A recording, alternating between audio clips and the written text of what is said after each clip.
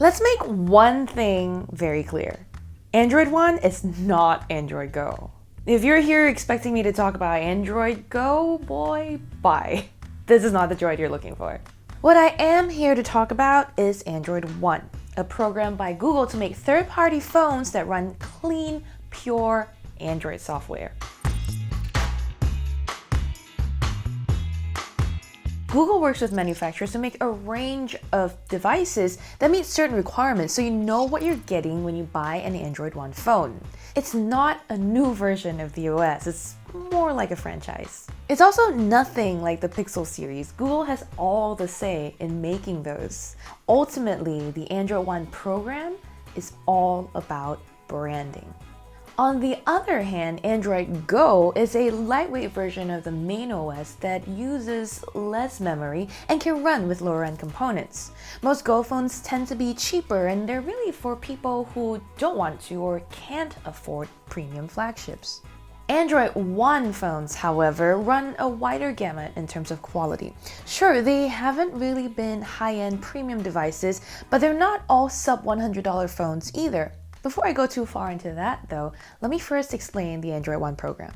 Remember a time when phones would sometimes come in a Play Edition variant that ran stock Android? The Android One program is somewhat similar to that, except Google is far more involved. It works with phone makers to ensure that these Android One products meet certain requirements, are secure, and run a clean and familiar Android interface.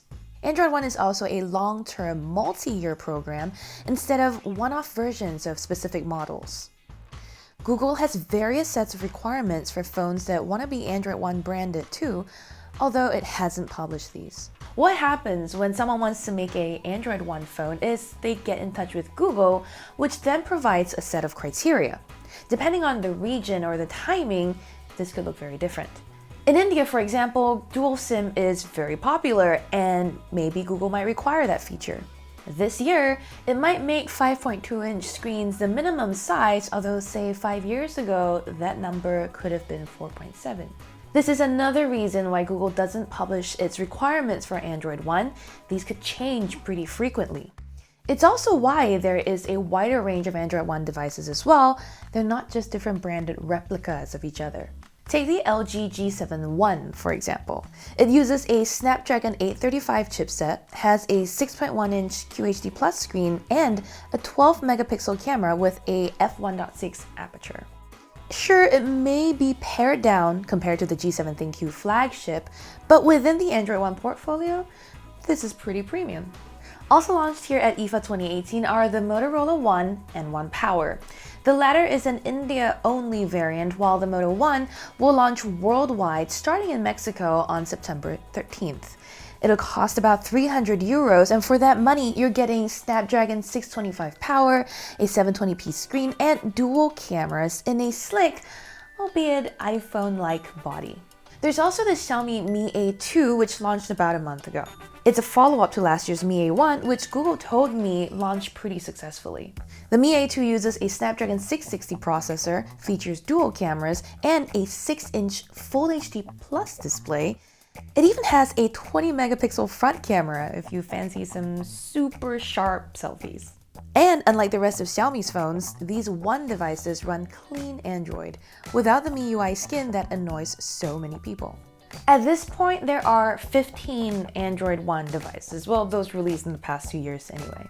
These more recent releases will be updated to Android 9 Pie by the end of 2018, according to Google, which is another benefit of the program. You'll get similar update cycles to the Pixel phones and see timely security updates from Google itself. Plus, there's very little bloatware on them, if any at all, so this means your storage is maximized for your own data and apps. What you're ultimately getting from the Android One program is an endorsement from Google. It's essentially a guarantee that these devices will be secure, bloatware-free, and have relatively modern specs. When you're out getting your next phone, you'll likely see Android One branding in the stores, which is an indicator that these devices will run up-to-date, clean Android software. You may also find a surprisingly diverse range of devices within the Android One portfolio that would suit the taste of almost everyone. except perhaps someone who really likes Samsung software, for example. Sure, there isn't a truly flagship Android One phone yet, but I wouldn't rule out high-spec Android One devices in the future. Google once said the Android One program started as an experiment a few years ago in Japan and Turkey. It learned that users liked the clean Android experience in their phones, and its partners wanted the program to be available worldwide.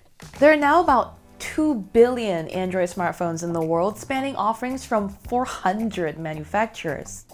Android One seems like a good way to regain quality control and cohesion to prevent overwhelming consumers. It targets Android purists, however, Google is completely okay if you'd rather get a Galaxy or OnePlus phone. Those who want a pure Android device and would want more options than just the Pixels, however, are the people who will most benefit from the Android One program.